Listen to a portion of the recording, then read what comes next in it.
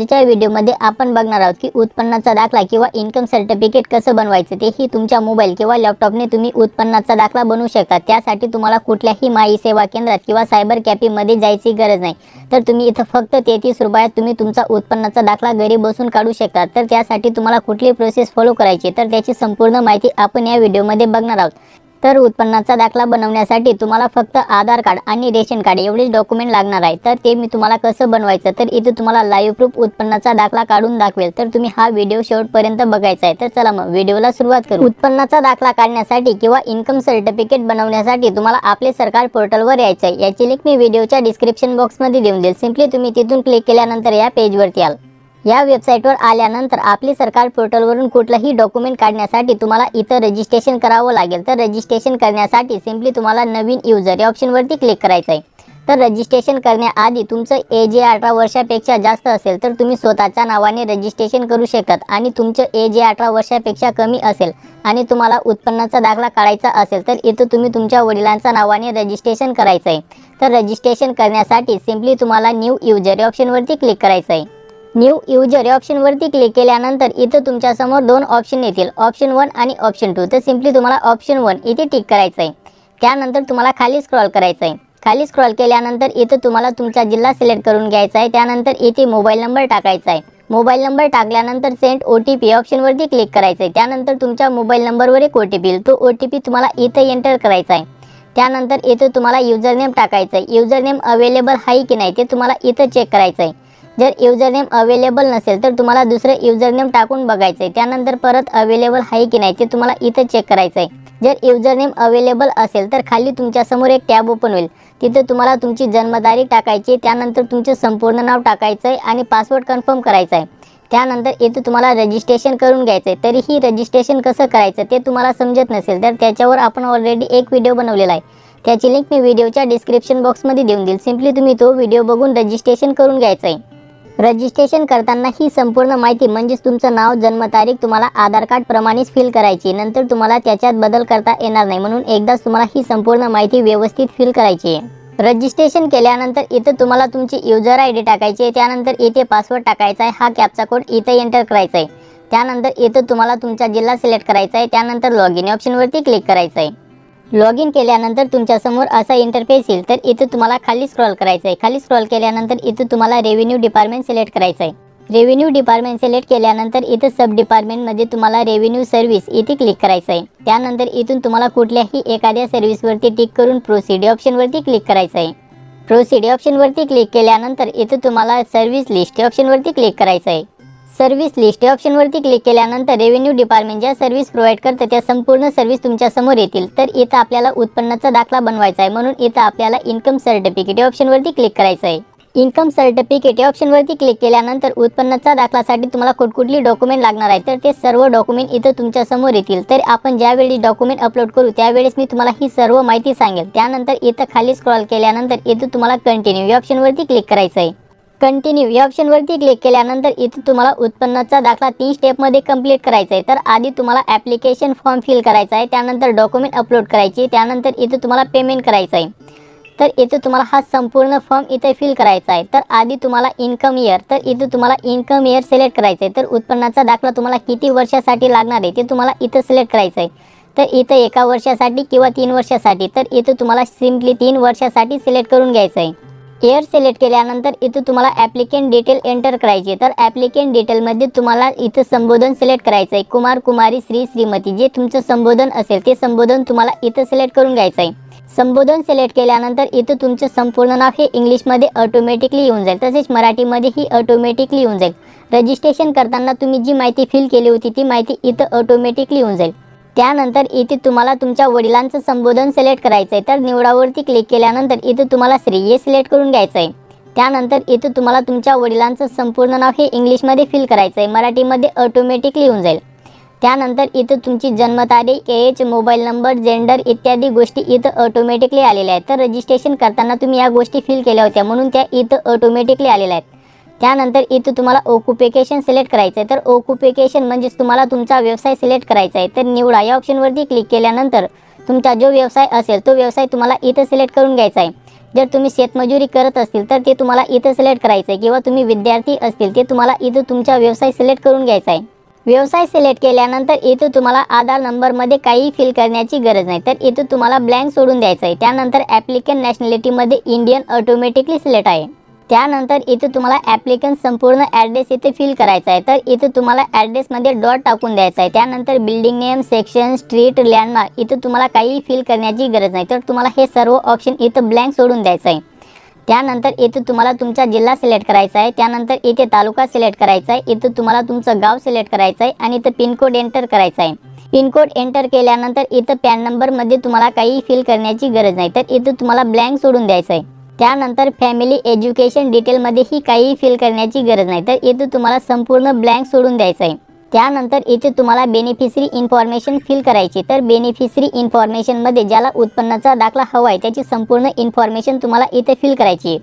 तर आधी तुम्हाला इथं तुमचं रिलेशनशिप सिलेक्ट करायचं आहे. तर निवडावरती क्लिक केल्यानंतर इथं तुमचं जे नातं असेल ते नातं तुम्हाला इथं सिलेक्ट करून घ्यायचं आहे.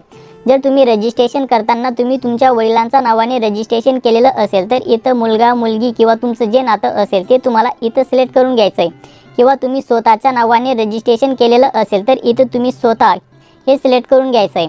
स्वतः सिलेक्ट केल्यानंतर इथं तुम्हाला तुमचं संबोधन निवडून घ्यायचं आहे. तर संबोधनमध्ये कुमार, कुमारी, श्री, श्रीमती जे असेल ते तुम्हाला इथं सिलेक्ट करून घ्यायचं आहे. त्यानंतर तुमचं नाव हे इथं ऑटोमॅटिकली येऊन जाईल. त्यानंतर तुम्हाला हे उत्पन्नाचा दाखला कशासाठी हवा आहे ते तुम्हाला इथं फिल करायचं आहे. तर तुम्हाला एज्युकेशन कामासाठी लागत असेल तर इथं तुम्हाला फक्त शैक्षणिक एवढं नाव टाकून द्यायचं आहे.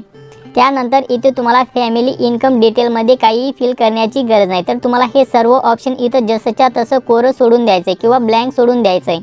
त्यानंतर इथे तुम्हाला other source of income detail, तर इथं तुम्हाला तुमची जी इन्कम डिटेल असेल ते तुम्हाला इथं सिलेक्ट करायचं आहे. तर इथं तुमच्या व्यवसायातून जे उत्पन्न मिळतं ते उत्पन्न तुम्हाला इथं फिल करायचं आहे. तर मी इथं शेतमजुरीतून मिळणारे एकूण 3 वर्षाचे उत्पन्न या पद्धतीने तुम्हाला फिल करायचं आहे. तर इथं 34,000, 36,000, 38,000 अशा पद्धतीने तुम्हाला तुमचं उत्पन्न इथं फिल करायचं आहे. त्यानंतर तुम्हाला खाली स्क्रॉल करायचं आहे. खाली स्क्रॉल केल्यानंतर इथे तुम्हाला अटॅचमेंट सिलेक्ट करायचं आहे. तर सिलेक्टवरती क्लिक केल्यानंतर इथे तुम्हाला तलाठी अहवाल, तर तलाठी अहवाल तुम्हाला इथं सिलेक्ट करून घ्यायचा आहे.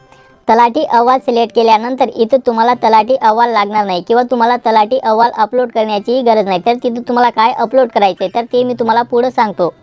त्यानंतर इथे तुम्हाला ॲग्रीमेंट करायची आहे. तर इथे तुम्हाला आय ॲक्सेप्ट या ऑप्शनवरती क्लिक करायचं आहे. त्यानंतर समावेश करा या ऑप्शनवरती क्लिक करायचं आहे. त्या अगोदर तुम्हाला ही संपूर्ण माहिती एकदा व्यवस्थित बघून घ्यायची. त्यानंतर तुम्हाला कुठल्याही स्वरूपात बदल करता येणार नाही, म्हणून समावेश करण्यापूर्वी तुम्हाला ही संपूर्ण माहिती एकदा व्यवस्थित बघून घ्यायची. त्यानंतर समावेश करा या ऑप्शनवरती क्लिक करायचं आहे. समावेश करा या ऑप्शनवरती क्लिक केल्यानंतर इथं तुम्ही बघू शकतात की यानंतर तुमच्या प्रमाणपत्रात कुठल्याही स्वरूपात बदल करता येणार नाही, म्हणून तुम्हाला एकदा संपूर्ण माहिती व्यवस्थित बघून घ्यायची. त्यानंतर ओके या ऑप्शनवरती क्लिक करायचं आहे. त्यानंतर संपूर्ण माहिती एकदा व्यवस्थित चेक करून तुम्हाला समावेश करा या ऑप्शनवरती क्लिक करायचं आहे. त्यानंतर इथं तुमचे ॲप्लिकेशन सक्सेसफुली सबमिट झालेलं आहे. त्यानंतर इथं तुम्हाला डॉक्युमेंट अपलोड करायचं आहे. तर त्यासाठी तुम्हाला ओके ऑप्शनवरती क्लिक करायचं आहे. ओके केल्यानंतर इथं आता आपल्याला डॉक्युमेंट अपलोड करायचं आहे. तर डॉक्युमेंटमध्ये तुम्हाला आधी तुमचा पासपोर्ट साईज फोटो अपलोड करायचा आहे. तर फोटोची साईज 5 KB ते 20 KBच्या आतमध्ये तुम्हाला अपलोड करायची आणि त्याची रुंदी 160 पिक्सल, उंची 200 ते 212 पिक्सलमध्ये तुम्हाला फोटो अपलोड करायचा आहे. तर फोटो रिसर्च करण्यासाठी सिम्पली तुम्हाला या वेबसाईटवर यायचं आहे. याची लिंक मी व्हिडिओच्या डिस्क्रिप्शन बॉक्समध्ये देऊन देईल. सिम्पली तुम्ही तिथून क्लिक केल्यानंतर या पेजवरती याल. या वेबसाईटवर आल्यानंतर इथं तुम्हाला इमेज या ऑप्शनवरती क्लिक करायचं आहे. त्यानंतर इमेज रिसाइज या ऑप्शनवरती क्लिक करायचं आहे. इमेज रिसाइज या ऑप्शनवरती क्लिक केल्यानंतर इथं तुम्हाला सिलेक्ट इमेज या ऑप्शनवरती क्लिक करायचं आहे. सिलेक्ट इमेज या ऑप्शनवरती क्लिक केल्यानंतर इथं तुम्हाला इमेज सिलेक्ट करायचं आहे. त्यानंतर ओपन या ऑप्शनवरती क्लिक करायचं आहे. इमेज ओपन केल्यानंतर इथे तुम्हाला रुंदीमध्ये 160 पिक्सल टाकायचं आहे आणि उंचीमध्ये 210 पिक्सल टाकून घ्यायचं आहे. त्यानंतर रिसाइज इमेज या ऑप्शनवरती क्लिक करायचं आहे.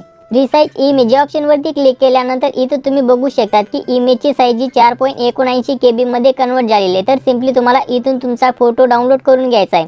जर याची KB कम असेल तर याची KB वाढवण्यासाठी इथून तुम्हाला क्वालिटी वाढवायची. त्यानंतर अप्लाय या ऑप्शनवरती क्लिक करायचं आहे. तर इथं तुम्ही बघू शकतात की 8.89 KB मध्ये फोटो कन्वर्ट झालेला आहे. त्यानंतर इथं तुम्हाला फोटो डाउनलोड करून घ्यायचा आहे. तर अशा पद्धतीने तुम्हाला तुमचा फोटो डाउनलोड किंवा रिसाइज करून घ्यायचा आहे. फोटो डाउनलोड किंवा रिसाइज केल्यानंतर इथं तुम्हाला चूज फाईल या ऑप्शनवरती क्लिक करायचं आहे. त्यानंतर इथं तुम्हाला तुमचा फोटो सिलेक्ट करायचा आहे आणि ओपन या ऑप्शनवरती क्लिक करायचं आहे. तर इथं तुम्ही बघू शकतात की तुमचा फोटो इथं अपलोड झालेला आहे। त्यानंतर तुम्हाला डॉक्युमेंट अपलोड करायची आहे। फोटो अपलोड केल्यानंतर इथं तुम्हाला ओळखीचा पुरावा अपलोड करायचा आहे। तर ओळखीचा पुरावामध्ये तुम्हाला डॉक्युमेंट JPG PDF फाईलमध्ये अपलोड करायचं आहे आणि त्याची साईज 75 KB ते 500 KB मध्ये अपलोड करायचं आहे। ज्या पद्धतीने आपण फोटो रिसाइज केला त्याच पद्धतीने तुम्हाला हे डॉक्युमेंटही रिसाइज करून घ्यायचं आहे। तर ओळखीचा पुरावामध्ये तुम्हाला आधार कार्ड वरती टिक करायचं आहे। त्यानंतर सिलेक्ट फाईल या ऑप्शन वरती क्लिक करायचं आहे। त्यानंतर अपलोड फाईल या ऑप्शन वरती क्लिक करायचं आहे। त्यानंतर इथं तुम्हाला चूज फाईल या ऑप्शन वरती क्लिक करायचं आहे। चूज फाईल या ऑप्शन वरती क्लिक केल्यानंतर इथं तुम्हाला तुमचं आधार कार्ड सिलेक्ट करून घ्यायचं आहे। त्यानंतर ओपन या ऑप्शन वरती क्लिक करायचं आहे। ओपन केल्यानंतर इथं तुम्ही बघू शकता की तुमचं आधार कार्ड इथं अपलोड झालेलं आहे। त्यानंतर इथं तुम्हाला पत्त्याचा पुरावा अपलोड करायचा आहे। तर पत्त्याचा पुरावामध्ये तुम्हाला शिधापत्रिका म्हणजेच तुम्हाला रेशन कार्ड वरती टिक करायचं आहे। त्यानंतर सिलेक्ट फाईल वरती क्लिक करायचं आहे। अपलोड फाईल वरती क्लिक करायचं आहे। त्यानंतर चूज फाईल या ऑप्शन वरती क्लिक करायचं आहे। त्यानंतर इथं तुम्हाला तुमचं रेशन कार्ड सिलेक्ट करून घ्यायचं आहे आणि ओपन या ऑप्शन वरती क्लिक करायचं आहे। ओपन केल्यानंतर इथं तुम्ही बघू शकतात की रेशन कार्ड ही अपलोड झालेलं आहे। त्यानंतर तुम्हाला खाली स्क्रॉल करायचं आहे। खाली स्क्रॉल केल्यानंतर इतर दस्तावेजमध्ये तुम्हाला काही अपलोड करण्याची गरज नाही। त्यानंतर इथं तुम्हाला वयाचा पुरावा अपलोड करायचा आहे। तर ज्यांचं वय हे 18 वर्षापेक्षा कमी आहे त्यांनाच इथं वयाचा पुरावा अपलोड करायचा आहे। तर वयाचा पुरावामध्ये तुम्ही जन्म दाखला किंवा शाळा सोडल्याचा दाखला इथं अपलोड करू शकतात। तर ज्यांचं एज 18 वर्षापेक्षा जास्त आहे त्यांना हे वयाचा पुरावा अपलोड करण्याची गरज नाही। त्यानंतर इथं तुम्हाला उत्पन्नाचा पुरावा अपलोड करायचा आहे। तर उत्पन्नाचा पुरावामध्ये तुम्हाला हे स्वयं घोषणापत्रक अपलोड करायचं आहे। तर इथं तुम्हाला ही संपूर्ण माहिती इथं फिल करायची। तर इथं तुमचं नाव, व्यवसाय, ॲड्रेस, संपूर्ण डिटेल तुम्हाला इथं फिल करायची। त्यानंतर इथं तुम्हाला शेतमजुरीतून मिळणारे उत्पन्न फिल करायचे आहे। तर फॉर्म फिल करताना तुम्ही जे उत्पन्न फिल केलं तेच उत्पन्न तुम्हाला इथं फिल करायचं आहे। उत्पन्न फिल केल्यानंतर इथं तुम्हाला तुमचा फोटो चिटकवायचा आहे। त्यानंतर परत संपूर्ण ही माहिती फिल करायची आणि तुम्हाला हे स्वयं घोषणापत्रक तुम्हाला तिथं अपलोड करायचं आहे। तर तलाठी अहवालामध्ये तुम्हाला हे स्वयं घोषणापत्रक अपलोड करायचं आहे। त्यानंतर इथं तुम्हाला अनिवार्य कागदपत्र अपलोड करायचं आहे। तर अनिवार्य कागदपत्रामध्ये तुम्हाला स्वघोषणापत्रक अपलोड करायचं आहे। तर तुम्हाला हे स्वयं घोषणापत्रक तिथं अपलोड करायचे आहे। तर तुम्हाला हे एकच स्वयं घोषणापत्रक तलाठी अहवाल आणि स्वयं घोषणापत्रक या दोन ठिकाणी तुम्हाला हे एकच स्वयं घोषणापत्रक अपलोड करायचं आहे। त्यानंतर इतर डॉक्युमेंटमध्ये तुम्हाला परत रेशन कार्ड अपलोड करून द्यायचं आहे। रेशन कार्ड अपलोड केल्यानंतर तुम्हाला खाली स्क्रॉल करायचं आहे। खाली स्क्रॉल केल्यानंतर ही संपूर्ण डॉक्युमेंट अपलोड केल्यानंतर इथे तुम्हाला अपलोड डॉक्युमेंट या ऑप्शनवरती क्लिक करायचं आहे। अपलोड डॉक्युमेंट या ऑप्शनवरती क्लिक केल्यानंतर इथं तुम्ही बघू शकतात की तुमची डॉक्युमेंट इथं सक्सेसफुली अपलोड झालेले आहे। त्यानंतर इथं तुम्हाला ओके ऑप्शनवरती क्लिक करायचं आहे। ओके केल्यानंतर इथं आता आपल्याला पेमेंट करायचं आहे। तर इथं तुम्ही बघू शकतात की 33.60 रुपयाचं पेमेंट तुम्हाला करायचं आहे। तर पेमेंट करण्यासाठी इथं तुम्हाला कन्फर्म या ऑप्शनवरती क्लिक करायचं आहे। कन्फर्म या ऑप्शनवरती क्लिक केल्यानंतर इथं तुम्हाला क्रेडिट कार्ड, डेबिट कार्ड या ऑप्शनवरती क्लिक करायचं आहे। त्यानंतर इथं तुम्हाला पे गव्हर्नमेंट या ऑप्शनवरती क्लिक करायचं आहे। त्यानंतर इथं तुम्हाला प्रोसीड फॉर पेमेंट या ऑप्शनवरती क्लिक करायचं आहे। प्रोसीड फॉर पेमेंट या ऑप्शनवरती क्लिक केल्यानंतर इथं तुम्ही credit card, debit card, internet banking किंवा UPI ने तुम्ही इथं पेमेंट करू शकता। तर सिम्पली तुम्हाला QR कोड या ऑप्शनवरती क्लिक करायचं आहे। त्यानंतर इथं तुम्हाला मेक पेमेंट या ऑप्शनवरती क्लिक करायचं आहे। त्यानंतर प्रोसीड विथ पेमेंट या ऑप्शनवरती क्लिक करायचं आहे। प्रोसीड विथ पेमेंट या ऑप्शनवरती क्लिक केल्यानंतर इथं तुम्ही तुमची UPI ID टाकून मेक पेमेंटद्वारे इथं पेमेंट करू शकता किंवा तुम्ही हा QR कोड स्कॅन करूनही इथं तुम्ही पेमेंट करू शकता। तर QR कोड स्कॅन करण्यासाठी इथं तुम्हाला क्लिक हिअरवरती क्लिक करायचं आहे।